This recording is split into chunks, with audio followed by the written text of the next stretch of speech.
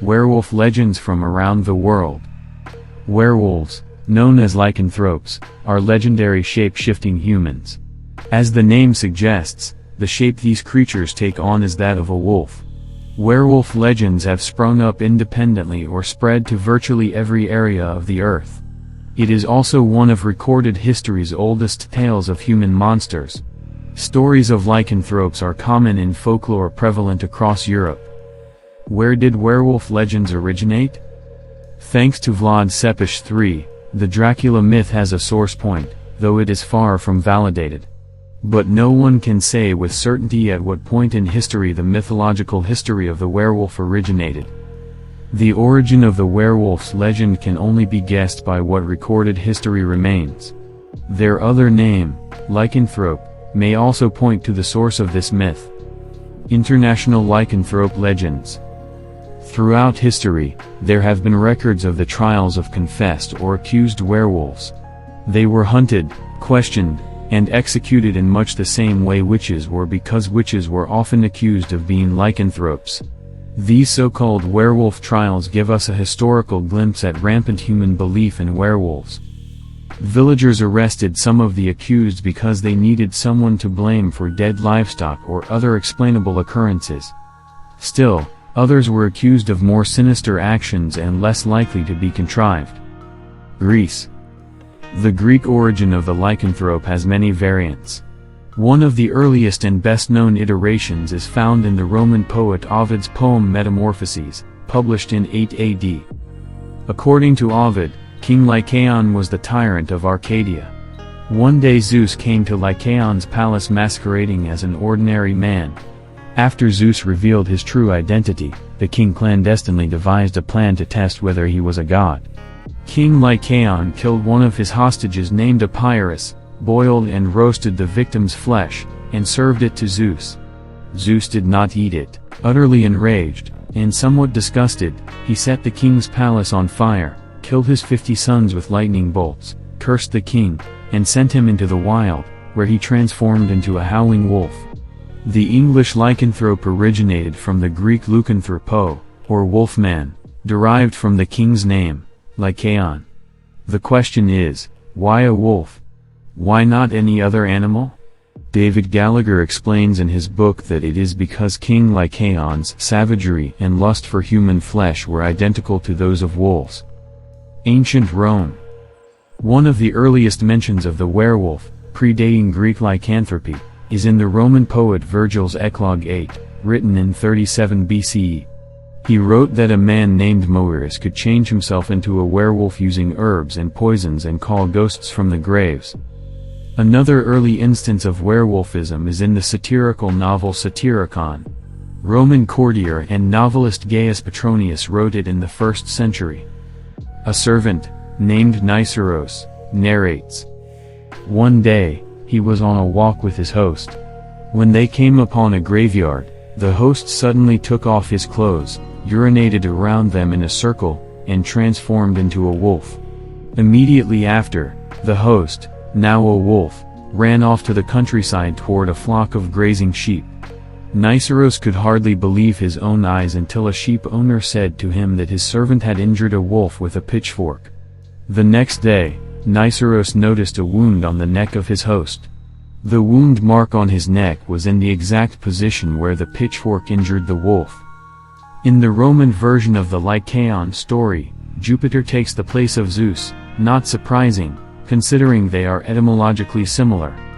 Zeus is the father of the gods in the ancient Greek religion. In contrast, Jupiter is the king of the gods in Roman mythology, Norway and Iceland. Despite being 1,472 kilometers apart, Norway and Iceland share a common mythology, known as Norse mythology. The reason is that the Norse people colonized Iceland during the Viking Age. At the time of colonization, their Aesir religion left elements of Norse mythology in Icelandic literature. Norse mythology is composed of sagas. When it comes to werewolfism, the Volsunga saga from the 13th century stands out particularly. Werewolf-related stories have a prominent presence in this saga. The most famous werewolf story in the Volsunga saga is about a father and son, Sigmund and Sinfjotli. While wandering in the woods, Sigmund and Sinfjotli come upon a hut where they find two spellbound wolf pelts. If put on, either pelt will turn a man into a wolf, and the person will possess the power, cunningness, and valor of wolves. But once on, the pelt can only be removed on the 10th day. Having put on the pelts, Sigmund and Sinfjotli turn into wolves and begin wandering about the forest together. Before they split up, they agreed to howl to each other if either of them encountered 7 men fighting at a time. Sinfjotli, the son, reaches the agreement and kills 11 men at one time. Angered, Sigmund fatally injures his son. But then a raven, the messenger of Odin, brings a healing leaf to place on Sinfjotli's wound. After Sinfjotli becomes healed from his injury, he and his father take off the enchanted wolf pelts as the 10th day arrives. They burned the pelts to ashes and freed themselves from the curse of lycanthropy. South America, Lobezón. The Luisan, also written as El Lobezón, or Lobezón, is the South American werewolf. The myth of the lion mainly prevails in Argentina, Brazil, Paraguay, and Uruguay. It stems from the Portuguese belief that the 7th son of a family of all boys would turn into a son on the night of a full moon, especially if it fell on a Friday. The myth is especially prevalent in Argentina. Even the Argentine president, Juan Domingo Perón, strongly believes in this myth. The origin of the Luisan legend is in Guarani mythology. The Guarani are the indigenous people of Paraguay, whose mythology states there were 7 monsters. Of the 7 monsters, the last one, known as Louis, had a horrendous appearance, but had no apparent resemblance to a wolf, and became known as the god of death. When Europeans colonized South America, Louis's association with death began to wane over time. The Luisan myth eventually mixed with European werewolf legends. The Lobezón morphed into a half-man and half-wolf. Mexico, Nagual. Werewolves in Mexico are known as the Nahual or Nagual. Both are pronounced Nahual. Even though Mexico was a Spanish colony for 300 years, the Nahual myth did not commingle with the European legend of the werewolf. The tale remains in its original form to this day. The belief in Mexican werewolfism or Nagualism varies from region to region. Some Mesoamerican Indians believe that the Nagual is a guardian spirit that resides in an animal, such as a deer, jaguar, eagle, bobcat, mountain lion, and so on. In other regions and a more ominous version of Nagualism, it is believed that powerful men can transform themselves into animals to cause harm. A relationship exists between the latter belief and the word Nahual, which originated from the word Nahuali, meaning disguise. The name pertains to the sorcery by which magicians change their physical forms into those of animals. North America. Perhaps no other country has played more of an influential role than the United States in creating and propagating the werewolf phenomenon, especially in the 1980s, and among horror fans. Back then, the werewolf phenomenon was an element of pop culture, and still is now. Thanks to makeup artist Rick Baker, who provided the most realistic werewolf transformations ever depicted on screen. Films like The Howling, An American Werewolf in London, and Michael Jackson's Thriller are among his seminal works. The legend of the werewolf in America mainly comes from European settlers. When these pioneers began settling in North America, they noticed a considerable wolf population, real wolves. When their legends mixed with Native American werewolf legends, already in existence before the European arrivals, America created the werewolf myth we see today. French influence. Typically, the French werewolf, or loup-garou, has human reasoning within it. Hence, it attempts to free itself from the lycanthropic curse. It was placed under a curse by someone's witchcraft. Whereas the Wendigo, a werewolf-like creature in Native American folklore, is characterized by malevolence and cannibalism. As these two creatures' characteristics combined, we found a new kind of loup-garou legend still present in Canada, the upper and lower peninsulas of Michigan, and upstate New York.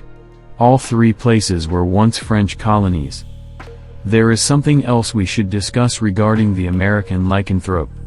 Does loup-garou rhyme with rougarou? Pronouncing loup-garou and rougarou, respectively. These words rhyme with each other because rougarou is the French variant of loup-garou. The rougarou, most commonly described as a bayou-dwelling werewolf, appears in Louisiana folklore. The legend of the rougarou is common across French Louisiana, which was also once a French colony. Germany. In the Grimm's fairy tales, it is not the Little Red Cap, Little Red Riding Hood, that includes werewolfism. Instead, it's another tale. The story. A soldier stated that this story happened to his grandfather. His grandfather went into the forest to cut wood with a friend and a third man. There was something strange about the third man, but the grandfather couldn't tell for sure what it was. After they had done their job and had become tired, the third man recommended they take a nap.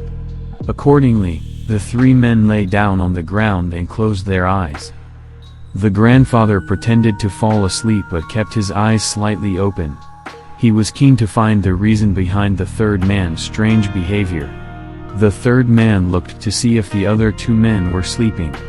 After feeling confident that both men were asleep, he put on, or took off, a belt and became a wolf. But he didn't resemble a natural wolf. He looked somewhat different. He quickly ran off to a nearby field, where he ambushed a pregnant female horse and devoured it completely. The man came back, took off, or put on, his belt, and lay down again in human form near the others. While returning to town, the third man complained about having a stomach ache. As they entered the town gate, the grandfather whispered into the man's ear, "When one devours a whole horse." But before he could finish his sentence, the third man interrupted, "Had you said this to me in the forest, you would not be able to say this now." The story, published in the second half of the 19th century, is one of the oldest and most popular legends of the werewolf in Germany. Werewolfism in the Grimm's fairy tales is not solely responsible for Germanic lycanthropy. Fairy tales aside, a documented gruesome execution of a real-life werewolf in Germany has existed for 425 years. Peter Stump. Peter Stump, also written as Peter Stube or Stubepeter, was the werewolf of Bedburg, executed on October 31, 1589, Halloween. They charged him with witchery, rape, murder, cannibalism, incest, and livestock mutilation. After being apprehended and fearing torturous execution, Stump confessed to all the crimes he had committed for over 25 years. He further admitted that Satan gave him a girdle, which could transform him into a wolf. When asked about the girdle, he said that he hid it in a valley prior to apprehension. When the magistrate sent people to retrieve it, they returned empty-handed and reported that no girdle was found. France. As previously discussed, the French call the lycanthrope a loup-garou. Its origin is unknown. But from our investigation, we can say that all of France was plagued with lycanthropic terror in the 16th century. From the 16th century until the first quarter of the 17th century, the French killed more than 30,000 people for suspected werewolfism. In 1521, Pierre Bergot and Michel Verdun were executed as werewolves. Historical records indicate that they were a serial killer team. In 1573, Gilles Garnier, otherwise known as the Werewolf of Dole, was executed for being a werewolf. He was a confessed serial killer. After further research into the loup-garou, we found the following two events that predate this widespread werewolf terror in the land.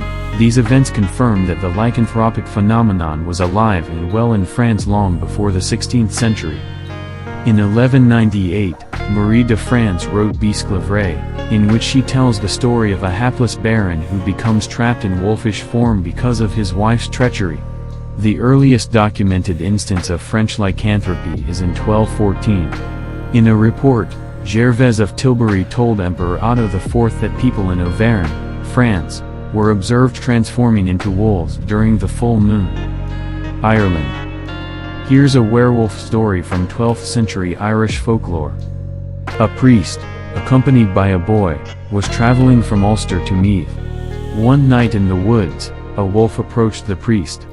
As it came nearer, it began speaking of God. The priest became terrified and couldn't believe what he was seeing and hearing. The trembling priest asked the wolf what kind of creature he was that had the shape of a wolf but the words of a man.